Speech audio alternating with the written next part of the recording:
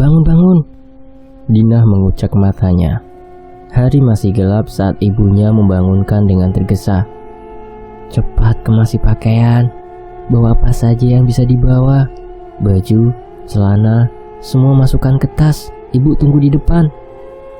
Halo, gimana keadaan Kakung? Iya, ini segera kita ke sana.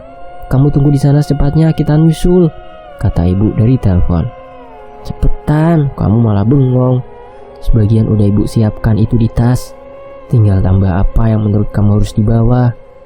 Aduh, kenapa mesti buru-buru sih bu? Orang Mbak Kakung juga gak kemana-mana. Orang lagi sakit, kata Dinah kesal. Apa kamu gak tahu yang namanya ngerokok Sukmo? Kata ibu dingin. Brak! Suara figura pecah membuat nafas Lastri memburu. Cepet! Lastri menarik tangan anaknya dan tas yang ada di samping meja dengan terburu-buru. Lastri menyuruh anaknya masuk ke mobil dan menjalankan mobil dengan kencang. Kamu gak pernah dengar kata bapakmu, keluarga kita ini beda. Jangan sembarangan kalau ngomong, kata Lastri kalut. Karena memang yang dikatakan bapak gak masuk akal. Figura jatuh juga pasti karena kena angin. Gak perlu labu sampai berlebihan, kata Dinah kesal menimpali ibunya. Semenjak Kakung sakit, semua yang dibicarakan mendadak tidak masuk akal. Untuk orang yang terbiasa dengan logika, semua yang dibicarakan hanya terdengar seperti dongeng untuk Dinah. Tunggu sampai kamu melihat sendiri, jawab Lastri dingin. Memang susah berbicara dengan orang yang pemikirannya terlalu kota, keras kepala, dan tidak bisa mengerti jika yang di luar nalar itu ada. Setelah perjalanan yang sangat panjang, Lastri berhenti di sebuah rumah besar. Rumah yang ingin dia tinggalkan saat itu juga jika tak ada kepentingan.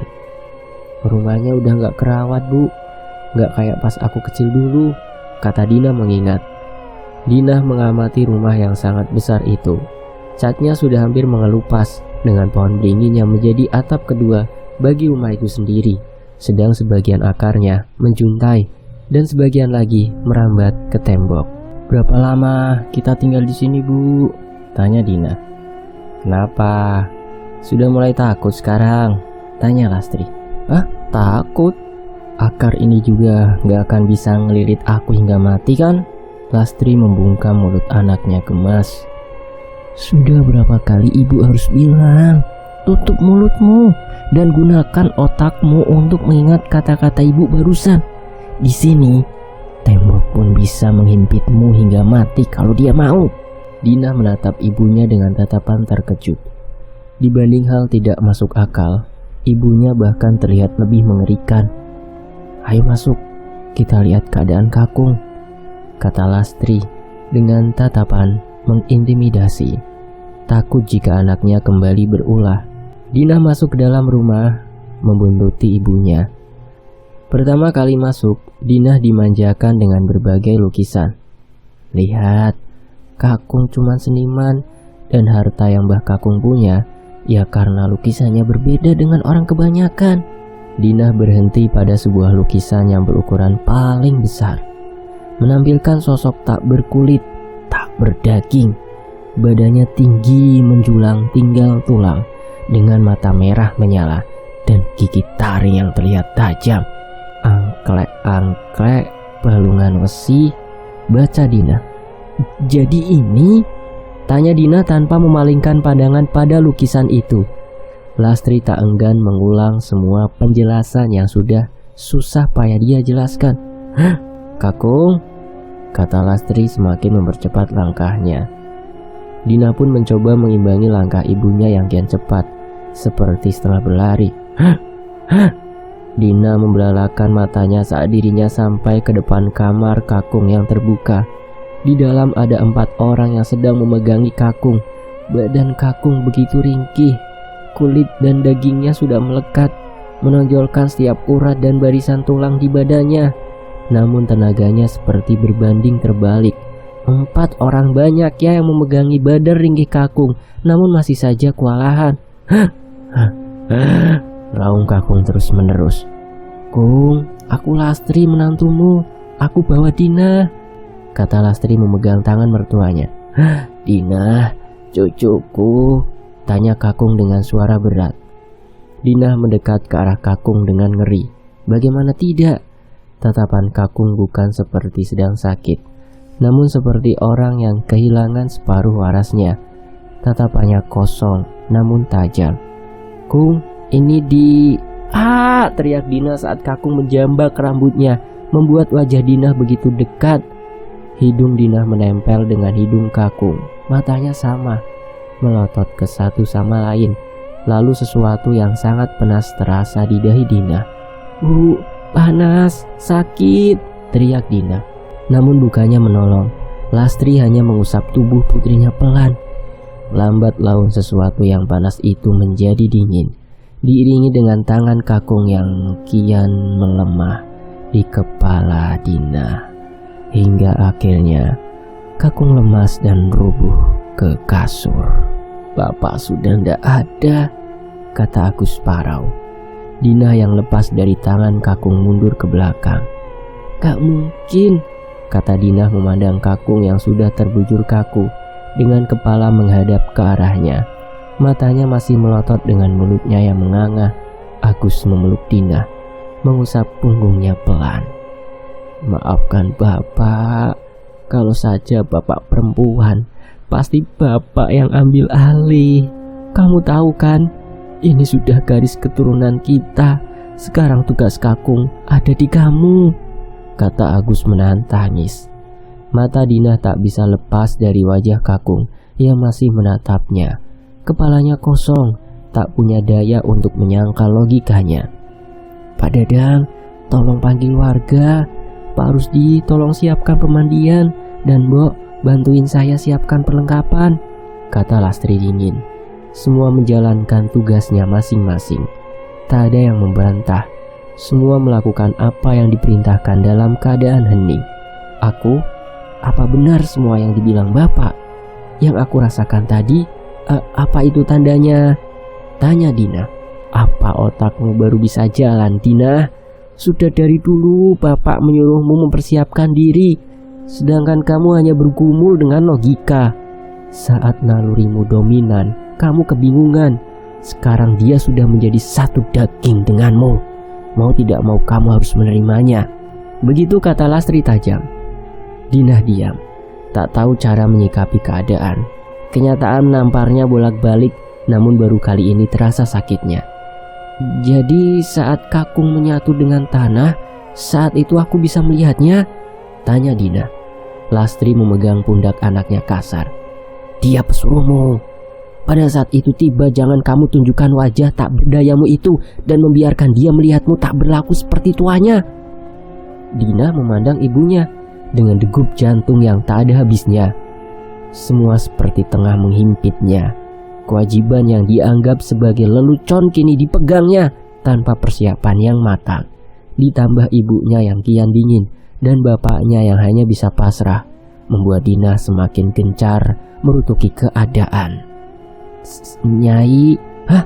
Dinah memutar kepalanya, memeriksa sesuatu yang ada di belakangnya. Namun setelah menoleh ke belakang, tak ada apapun di belakang Dinah. "Sial," kata Dinah frustasi. Selang beberapa jam, warga mulai berkumpul. Namun yang datang hanya sedikit sekali. Padahal kampung di mana Kakung tinggal lumayan banyak penduduk, walau terdapat di lereng gunung. "Maaf Pak Agus, saya sudah nyuruh warga kampung, namun banyak warga yang masih sakit hati," kata Pak RT. Agus tampak menghela nafas panjang, walau akhirnya memasang senyum tipis sebelum menjawab. "Seadanya saja ya Pak," kata Agus mencoba legowo atau menerima.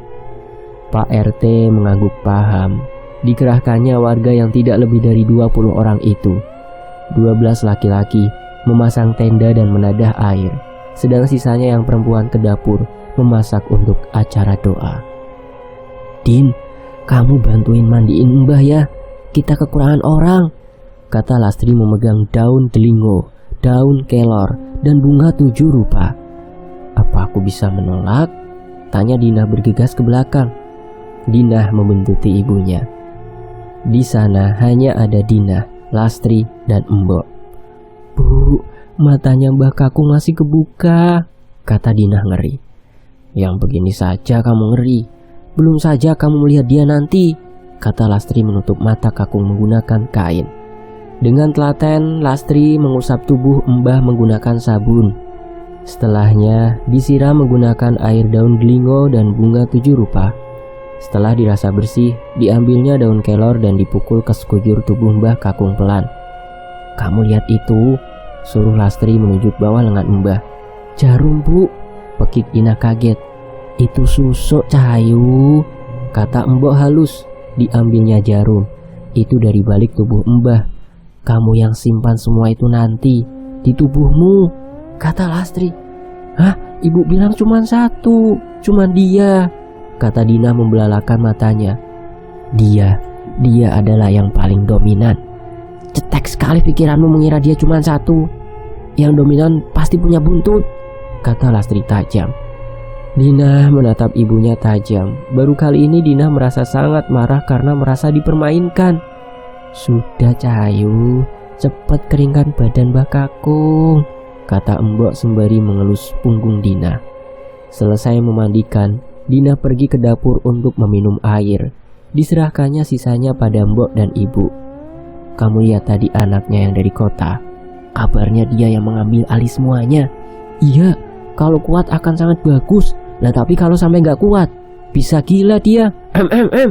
Dem Dinah disengaja membuat ibu-ibu rumpi yang tadi membicarakannya terlihat tak enak.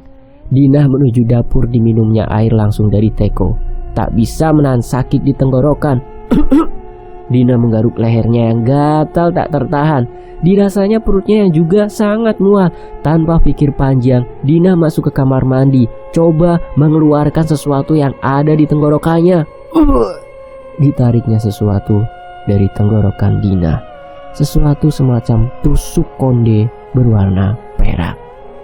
Gawenen, pakai, kata seseorang yang suaranya sangat familiar. Aku gak bisa Kakung. Dinah menangis tertahan. Belum apa-apa sudah semengerikan ini. Barang itu akan menjagamu. Kalau kamu tidak dijagain, akan banyak yang mencelakaimu. Dinah menjambak rambutnya. Suara Kakung begitu nyata tepat di telinganya. Membayangkan seseorang yang baru saja dimandikannya berbicara padanya, membuat kengerian menjalar di sekujur tubuhnya. Dipakainya tusuk itu dengan tangan yang bergetar, mencuci muka sebentar sebelum akhirnya keluar dari kamar mandi. Dinah berjalan gontai, lelah dengan segala kejadian yang bertubi-tubi. Dari mana saja kamu? Tanya Lastri sambil menarik tangan Dinah kasar. Lepas, jawab Dinah tak kalah ketus. Nyuwun ngapura, kata Lastri terkejut lalu mundur sebelum akhirnya menundukkan kepala. Ojo lancang, jangan kurang ajar, kata sosok di belakang Dinah. Lastri mundur, dadanya berdegup kencang. Tak dikira dia akan datang secepat ini. Ojo pisan-pisan awakmu lancang karo ndoroku. Suara itu menggelegar hingga membuat Lastri gemetaran. Sedangkan Dinah menatap ibunya bingung. Kenapa Bu? Tanya Dinah melunak. Enggak, jawab ibunya yang masih menunduk. Lalu pergi dari hadapan Dinah. Akhirnya tiba di mana Mbah Kakung akan dikuburkan. Kuburan sudah digali dan semua sudah berkumpul untuk mengantarkan Mbah Kakung ke peristirahatan terakhir. Dinah meraba dadanya. Dirasa degup jantungnya tak kunjung tenang, mengingat setelah ini dia akan melihat dia. Mbah Kakung mulai dikeluarkan dari keranda. Orang-orang pun dengan sigap memasukkan Mbah Kakung dengan hati-hati. Setelah selesai, mulailah orang-orang memasukkan gundukan tanah merah hingga pada gundukan terakhir. Astaga! Teriak Dinah hingga jatuh ke tanah. Dilihatnya kuburan Mbah Kakung penuh dengan ular. Tak hanya satu, namun ratusan. Bukan lagi sekelebat-sekelebat bayangan hitam yang tak bisa dideskripsikan bentuknya. Melihat keadaan anaknya, Agus dengan sigap menutup mata anaknya. Jangan takut nak, ada bapak, kata Agus membawa anaknya, Dina, menyingkir dari kuburan kakung. "Aku gak bisa, Pak," kata Dina tertahan. Dina enggan membuka matanya. Membayangkan apa yang terjadi sama kakung bakal terjadi sama aku. "Aku gak bisa," kata Dina lirih. "Bapak sudah ngasih tahu kamu kan, konsekuensinya kalau kamu menolak. Konsekuensi itu bukan hanya untuk sekarang, namun sampai kamu mati." "Kenapa aku sih, Pak?" tanya Dina kesal. "Karena setelah laki-laki yang bisa menerima mandat itu adalah perempuan. Karena bapak bukan perempuan, jadi kamu yang dapat mandat," kata bapak sedih. "Jadi nanti setelah aku, anakku yang laki-laki yang bisa menerima mandat?" "Benar," kata bapak pelan. "Biasakan melihat mereka. Kamu itu tuannya. Jangan membuat mereka kebingungan karena ketakutanmu," kata bapak. Dina mengangguk. Walau sangat ngeri, tak lebih mengerikan daripada konsekuensi yang akan dia terima jika menolak. Dina membuka matanya. Walau sedikit mengerikan, namun selama orang yang dia sayang berada di dekatnya, tak masalah. Dilihatnya kembali ular-ular itu. Di siang hari saja sudah mengerikan. Bagaimana nanti malam? Tanya Dina dalam hati. Namun fokus Dina teralih, melihat sosok perempuan di balik pohon Kamboja. Dilihatnya perempuan itu menatapnya tajam dengan pakaian serba hitam. Ular-ular yang tadinya berkeliaran dan menempel pada dahan pohon mendadak jatuh, berjajar di hadapan Dina. Pandangan ular itu mengarah pada sosok perempuan, lalu mendesis kencang. Sekelebat, bayangan hitam pun berhenti, ikut memandang ke arah yang sama. Sampai bayangan sosok besar menutupi Dina, ular dan sekelebat sosok hitam membuat Dina sesak karena takut. Jika bayangannya saja sebesar ini, lalu bagaimana wujudnya? Tanya Dina dalam hati. "Ah!" teriak sosok itu menggelegar, membuat perempuan di balik pohon Kamboja itu membelalakan matanya dan pergi dari balik pohon itu. Dina yang tak kalah kaget pun menyeringkuk, memegangi telinganya, membuat pandangan orang-orang tertuju padanya. "Nyai?" tanya suara besar di belakangnya. Aku nggak apa-apa," kata Dina dibuat tegas. Kembali menopang badannya yang sempat rubuh, menyeringkuk menahan takut. "Aku mau pulang," kata Dina pada Agus dengan tatapan memelas. Badannya lelah. Sebelum doa dia ingin istirahat sebentar. "Tapi di rumah akan lebih parah dari ini loh, Nak," kata Agus mengingatkan. Jika masih memiliki banyak tenaga, ingin sekali Dina berteriak sekencang-kencangnya, merutuki nasib sial yang menimpa dirinya. Namun karena sudah sangat lelah, Dina memilih tidak mendebat segala kemungkinan yang akan terjadi. "Ya sudah, ayo pulang," kata Agus membantu anaknya berjalan. Dina dan Agus berjalan dalam hening. Namun saat hampir mendekati arah rumah, terlihat sosok perempuan berbaju serba hitam tadi sedang cekcok dengan Lastri. Agus pergi terlebih dahulu, mencoba untuk melerai keduanya. Namun alangkah terkejutnya, perempuan tadi saat bertemu tatap dengan Dina. Belum saja Dina menanyakan sesuatu, perempuan itu sudah buru-buru pergi dengan membawa wajahnya yang menampakkan ketakutan yang amat sangat. Namun dia abaikannya perempuan tadi. Dina memilih masuk tanpa memperhatikan sekitar dan langsung tertidur ditemani Mbok. Dina sengaja menyuruh Mbok tetap berada di sebelahnya, agar jika membutuhkan sesuatu, Dina tidak perlu mencari orang untuk memenuhi kebutuhannya. Dalam tidur, sayup-sayup, Dina mendengar suara gamelan, diiringi dengan tawa yang menggelegar. Diikutinya suara itu hingga ke suatu ruangan yang penuh dengan wanita-wanita cantik. Semuanya melenggak-lenggokkan tubuhnya dengan mata kosong dan senyum yang menyeringai. "Tolong!" Sergap Dina bangun dari tidurnya. "Tolong!" Dina menoleh ke belakang gusar. Dina mengusap wajahnya kasar. Keringat dingin mulai membasahi wajahnya.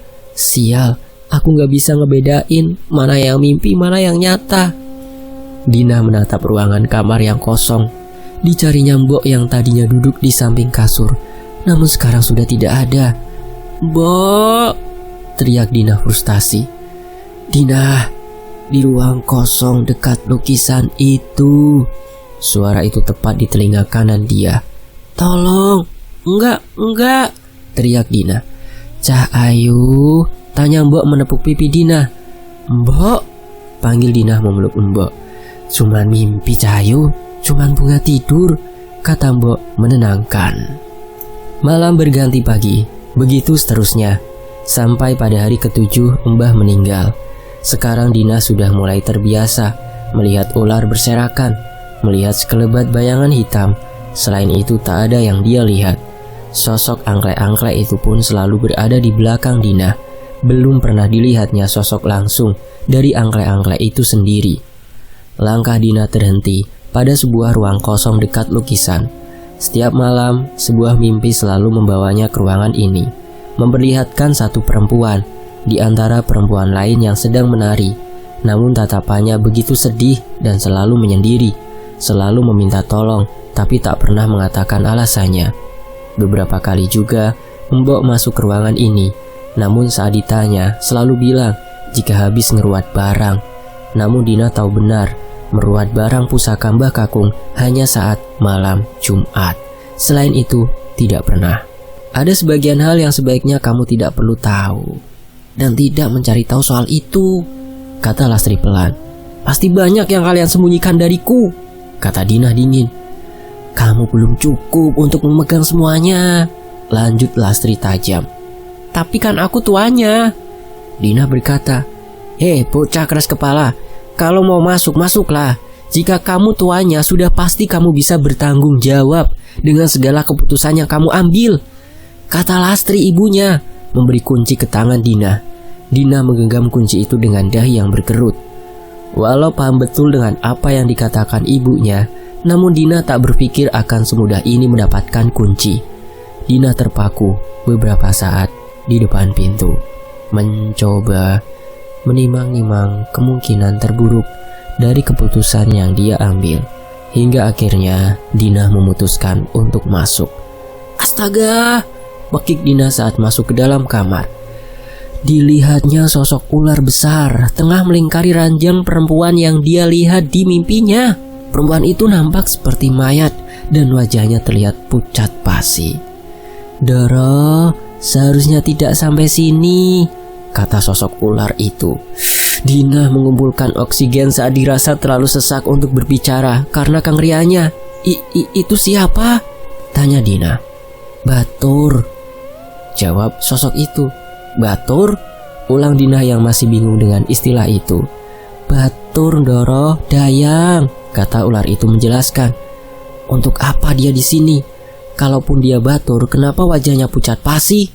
tanya Dina penasaran. "Shh," ular itu mendesis dan kian mendekat, membuat Dina merinding karena wujud ular yang 3 kali lipat besarnya dari badannya sendiri. "Bayaran angklek-angklek karena sudah menolong orang, tapi orang itu malah enggak punya rasa terima kasih, malah mau bikin gara-gara sama tuan karena ingin memiliki susuk dan tusuk konde yang ada di rambut tuan." "Maksudmu orang itu tumbal? Dan orang yang sudah menumbalkan dia mau mencari gara-gara sama aku?" tanya Dina. "Nggih, iya seperti itu," kata ular kembali melingkari ranjang. "Kenapa dia menginginkan susuk dan tusuk konde yang kupakai?" tanya Dina lagi. Karena yang dia ingin bukan cuma kekuasaan, namun pengasihan dan aku." Dina membelahkan matanya. Dipandangnya sosok yang ada di belakangnya dari sebuah cermin. Baru kali ini Dina melihatnya secara utuh, selain dari lukisan. Badannya sedikit membungkuk, kepalanya sejajar dengan kepala Dina, tengah menyeringai dengan tatapan merah menyala. Sedang badannya yang hanya tulang tengah memeluk tubuh Dina dari belakang, membuat bulu kuduk Dina merinding sedari tadi. Sungguh, dibanding di lukisan, sosok angklek-angklek berkali-kali lipat mengerikannya. "Tuan, dia ingin Tuan mati. Yang dia tidak tahu, kalau Tuan mati, aku juga mati," karena yang bisa megang aku hanya hubungan darah, kata sosok angklek-angklek yang masih menyeringai, terlihat dari bayangan di cermin. Dina menahan nafasnya, mulai gemetaran. Belum saja dia terbiasa dengan mandat yang dia terima. Sekarang ada seseorang yang menginginkan nyawanya. Dilihatnya, seorang perempuan yang terbaring itu tersirat di benaknya. Apakah nanti kalau aku mati, aku akan terlihat seperti perempuan itu? Tanya Dina dalam hati. Boten, tidak. Yang kamu lihat dia belum mati, kata angklek-angklek tajam, membuat deru nafas Dina semakin berat. Kamu? Tuan, kita sudah jadi satu daging, satu badan. Apa yang kamu rasakan, apa yang kamu bicarakan, walau itu suara dari hatimu, aku tahu. Jadi jangan sekali-kali punya keinginan untuk menolakku. Tuan pasti tahu kesepakatannya, kata angklek-angklek dingin. Dina memejamkan matanya. Sekarang badannya bukan lagi gemetaran, namun rasanya seperti terserang dingin yang teramat sangat. Setelah beberapa saat memejamkan mata, Dina mencoba meraba gagang pintu. Masih ditutup rapat-rapat matanya agar tak melihat angklek-angklek yang terus menyeringai. Setelah mendapatkan apa yang Dina cari, segera dibukanya pintu itu. Namun belum saja pintu itu terbuka, ada sesuatu yang menahan tangannya. Kamu harus menolong aku, teriak seorang perempuan yang selalu hadir dalam mimpi Dina. Namun Dina yang sudah terlalu lelah dan kalut, suara itu sudah tidak menyentuh ataupun melunakkan hati Dina, namun membuat Dina sangat kesal. Apa kamu gak tahu, untuk menyelamatkan diriku sendiri saja aku kesusahan, kata Dina dingin. Dina keluar dengan degup jantung dan mata yang perlahan-lahan dibuka. Coba dilupakannya rasa kesal dan rasa bersalah yang datang secara bersamaan. Dan setelah jauh di kamar, terdengar suara seperti orang yang tengah berdebat. Didekatinya sumber suara tersebut, dan lagi-lagi mata Dina tertuju pada sosok perempuan di pemakaman yang tengah berdebat dengan ibunya. Aku cuman mau mengambil bagian yang sudah dijanjikan Eyang Kakung. Aku sudah membawa dia ke sini setelah kesepakatan panjang. Aku cari anak itu, dan setelah ketemu, dan ku bawa ke sini untuk peliharaanmu itu. Apa yang aku dapat, Lastri? Bahkan 2 anak yang ikut bersamanya pun yang satu mati dan yang satu lagi bisu. Dijanjikannya padaku susuk pengasih dan sesuatu untuk membuat rumah sakitku terus berjalan. Tapi apa?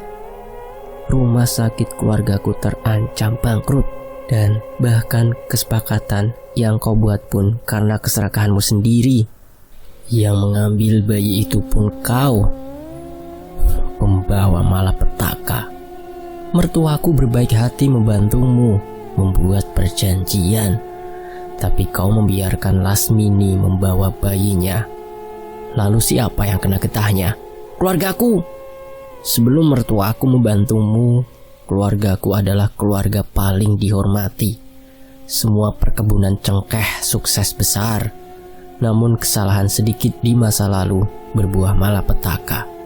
Mary, kalau bukan karena kesepakatanmu dengan angklek-angklek dan buntutnya, keluargaku tak akan pernah dihujat habis-habisan karena hasil-hasil panen warga gagal, dan menyalahkan mertuaku karena membantumu. Keluargaku juga tak harus ke kota untuk bekerja di tempat orang. Dan yang terjadi atas 2 anak yang ikut bersamanya adalah upah untuk angklek-angklek karena kecerobohanmu yang membuatnya menunggu terlalu lama. Lalu sekarang kau mau mengambil bagianmu? Tanya Lastri dengan tatapan tajam. Tetap saja aku sudah menepati janji untuk membawa anak itu kembali ke sini, Lastri. Dan sekarang anakmu harus menepati janji untuk memberikan susuk itu dan sosok yang ada di belakangnya. Lanjut Mary tak kalah sengit. Ngimpi kamu, Mary, timbal Lastri dengan tawa yang mengejek. Aku sungguh-sungguh mengatakan ini. Kalau tidak, aku akan membuat perhitungan dengan keluargamu tentu anakmu pengecualian karena dia dalam lindungan makhluk itu. Tapi kau bersiaplah, katanya sinis. Di sisi lain, Dinah mencoba mencerna apa yang sedang mereka katakan. Perdebatan itu tentang seseorang yang perempuan itu bawa ke sini. Apakah mungkin perempuan itu yang ada di kamar barusan? Namun belum juga terjawab segala pertanyaan di benak Dinah. Perempuan itu pergi setelah menggertak ibunya. Sore beranjak malam saat suara rintihan dari kamar orang tua Dinah terdengar sangat keras. Perih, panas. Dinah beranjak dari kasurnya, berlari ke arah sumber suara. Ibu, teriak Dinah melihat bercak-bercak darah di lantai. Darah itu keluar dari kulit yang terus digaruk ibunya.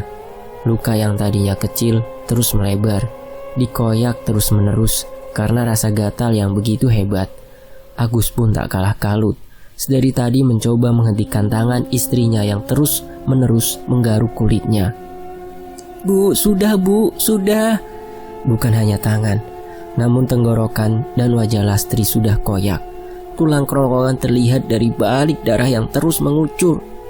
Perempuan sial, teriak Dinah mengingat perempuan tadi, si Mary. Pak, ini gimana? Tanya Dinah melihat ibunya yang sudah sedemikian rupa. Apa nggak bisa makhluk-makhluk menangani ini? Tanya Dinah sedikit menaruh harap pada sosok angklek dan buntutnya. Bukan bagiannya, Nduk, kata Agus mencoba memegangi tangan Lastri. Sosok itu dan buntutnya hanya menjagamu, bukan ibu, bukan juga bapak, kata Agus frustasi. Lalu apa bedanya dengan perjanjiannya, Pak? Menolak atau menerima angklek-angklek itu? Kalau semua orang yang ada di sisiku akhirnya kena teluh dan mati, sama saja, Pak, sama saja, kata Dinah mulai menangis. Dilihatnya darah yang terus mengucur dari kerongkongan Lastri dan lidah yang menjulur keluar dari mulut yang semakin menambah kengerian. Lambat laun tubuh Lastri rubuh. Bu, ibu, bangun bu, teriak Dinah melihat ibunya tak bergerak. Ibu udah gak ada, kata Agus merengkuh Lastri dalam pelukannya. Dinah menangis jadi-jadinya. Dirasa walaupun ibunya sangat keras, namun ibunya adalah benteng paling kuat. Kehilangan ibunya berarti kehilangan pelindung bagi Dinah. Akan aku balas, Bu, kata Dinah lirih. 3 hari setelah pemakaman Lastri, Dinah tak kunjung bicara.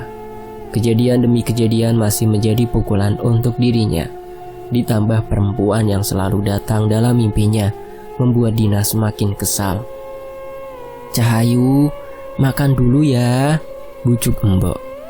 Mbok, ada yang mau ku bicarakan, kata Dinah serius. Mbok yang mengerti, mengangguk, lalu membawa Dinah kembali ke ruang kosong tersebut. Terlihat perempuan itu semakin kurus dan pucat, membuat Dinah sedikit kasihan. Dia Sumiati, bayi perjanjian yang dilakukan Eyang Kakung dan Mary. Namun karena ibunya tidak tega, dibawanya kabur bayi itu dan mengakibatkan malapetaka bagi desa yang berdampak pada keluargamu. Jadi nama perempuan itu Mary? Benar, Cahayu. Ajari aku membuat perjanjian.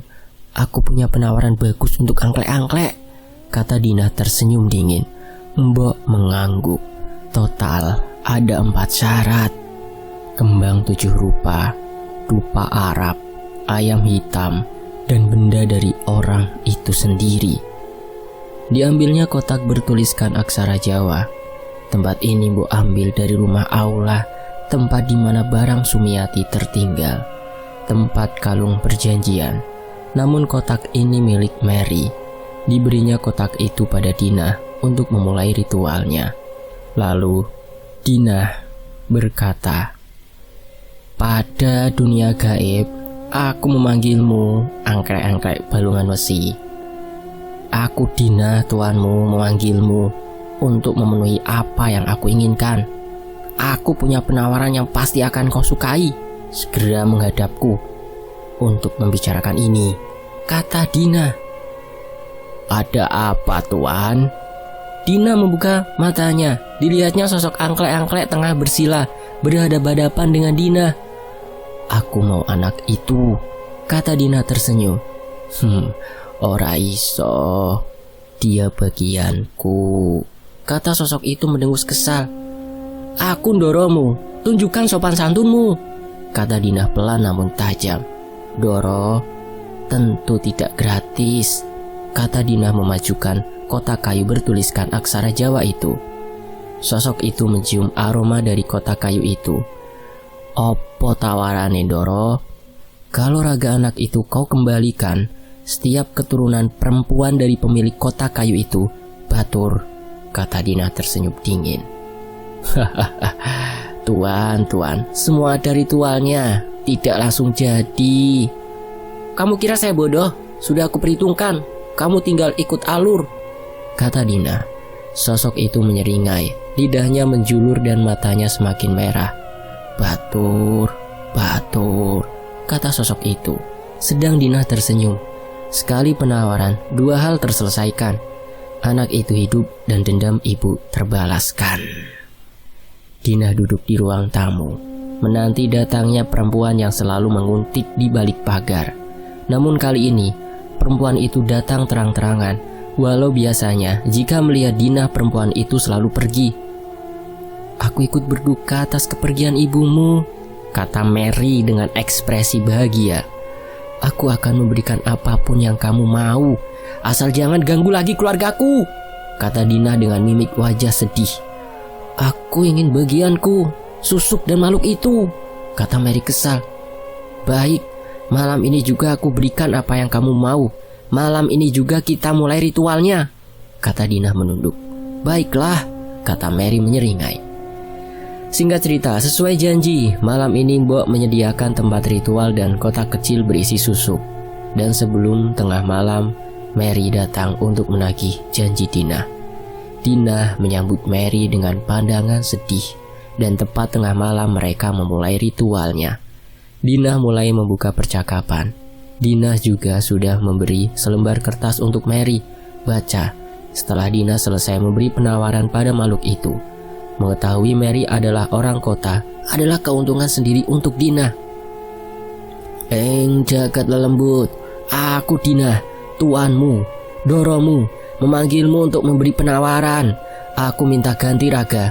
Satu raga ku ganti dengan raga yang terhubung oleh darah. Ku pasang susuk bagai pengingat. Susuk yang menjadi satu dengan daging tidak akan bisa hilang sampai dibawa mati, kata Dina. Lalu dilihatnya angklek-angklek menyeringai sembari menjulurkan lidahnya, tak sabar dengan penawaran yang akan disepakati. Baca bagianmu Mary, kata Dina, memandang ke selembar kertas di hadapan Mary. Mary mengangguk. Jagat lelembut, aku Mary, menyanggupi keputusan yang disetujui. Hubungan darahku adalah bagianmu, tidak bisa diputus, tidak bisa ditawar, baca Mary sembari tersenyum. Satu persatu susuk dipasang oleh Dina, membuat tempat di tanah lapang semakin sesak dengan kehadiran makhluk-makhluk lain. Buntut dari angklek-angklek meminta bagian atas raga yang telah disepakati. Mary, tawa Dina setelah semua ritual selesai.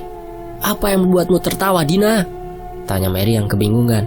Kamu, sudah kupasang susuk di tubuhmu yang menyatu dengan daging. Kau tahu apa artinya? Walau badanmu membusuk sekalipun, susuk itu tidak akan pernah hilang.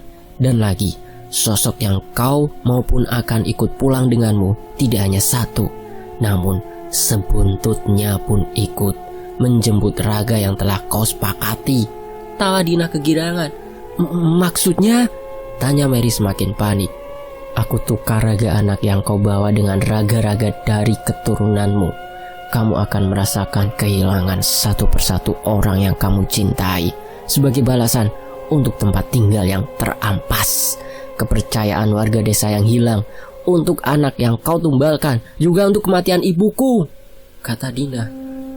Kegirangan di wajah Dina berubah menjadi tatapan amarah. Didorongnya badan Mary yang membelalakan matanya. Tak percaya jika semua berbalik ke arahnya. Enyahlah dan pergi dari sini, kata Dina marah. Reaksi dari Dina membuat angklek-angklek berdiri di belakangnya. Aura dari Dina pun membuat angklek-angklek semakin besar dan mengerikan. Geram angklek-angklek membuat Mary berlari sekuat tenaga. "Apa yang kau tunggu? Ambil bagianmu," suruh Dina.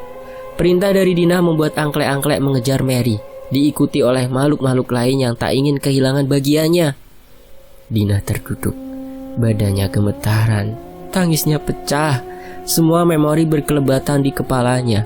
Semua kekalutan tersalurkan, juga dendam yang tuntas terbayar. Namun sekarang dia seorang diri. Andai dia mendengar ibunya dan menggunakan otaknya lebih cepat, mungkin ibunya masih di sini. "Dina, makasih." Pelukan seseorang membuat Dina terhenyak. Ditatapnya sosok yang selalu hadir dalam mimpinya, ditemani Mbok dan juga Bapak. "Aku Diana," kata perempuan yang menatapnya dengan senyum tipis. "Sama-sama," jawab Dina. Dan kisah ini selesai. Nanti akan ada kisah-kisah yang berkaitan dan ada benang merahnya dari Cikumunya. Terima kasih ya Kak Ciku, dan tentunya untuk teman-teman yang sudah menyimak kisah ini di sini. Sampai jumpa di kisah-kisah lainnya. Wassalamualaikum warahmatullahi wabarakatuh.